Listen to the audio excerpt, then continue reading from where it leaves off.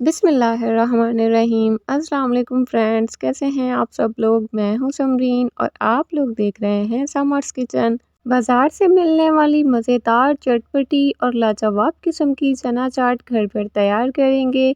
आज मैं आप लोगों के साथ रमज़ान स्पेशल में बहुत ही मज़ेदार आलू चना चाट की रेसिपी शेयर करूंगी, जिसके साथ साथ एक स्पेशल चटनी भी तैयार करेंगे। और मुझे पूरी उम्मीद है कि आपको मेरी आज की ये रेसिपी बहुत ज़्यादा पसंद आएगी। तो वीडियो स्टार्ट करने से पहले चैनल पर न्यू हैं तो जल्दी से चैनल को सब्सक्राइब कर लें। चले आए बिना टाइम को वेस्ट किए रेसिपी स्टार्ट करते हैं। सबसे पहले हम चटनी के लिए 1 कप धनिया लेंगे, आधा कप इसमें पुदीने के पत्ते शामिल करेंगे, यानी जितना धनिया लेना है उससे आधा आपने पुदीना लेना है। 2 अदद इसमें हरी मिर्च शामिल कर देंगे, 2 से 3 टेबल स्पून इसमें चीनी शामिल करेंगे, 1/4 टीस्पून ज़ीरा पाउडर शामिल करेंगे, 1/3 टीस्पून इसमें नमक शामिल करेंगे, जो अकॉर्डिंग टू टेस्ट भी आप शामिल कर सकते हैं, 1/4 टीस्पून चिली फ्लेक्स शामिल करेंगे, 1/4 टीस्पून इसमें काला नमक शामिल करेंगे।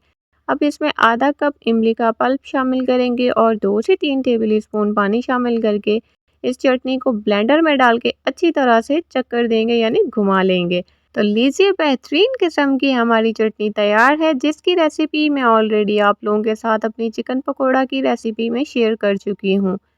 चले आए चाट बनाना स्टार्ट करते हैं। उसके लिए एक खूबसूरत से बाउल में 2 कप बॉईल किए हुए चने लेंगे, 1 मीडियम साइज़ का आलू लिया है जिसे मैंने जर्दा रंग डाल के बॉईल कर लिया था, 1/3 कप चॉप की हुई बंद गोभी, आधा कप चॉप किया हुआ प्याज और एक छोटे साइज़ का खीरा और हरी मिर्ची आप अपने अकॉर्डिंग टू टेस्ट इसमें डाल सकते हैं।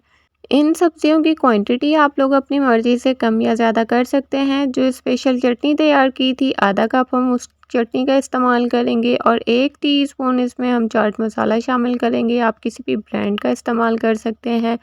अच्छी तरह से इन तमाम चीज़ों को मिक्स कर लेंगे।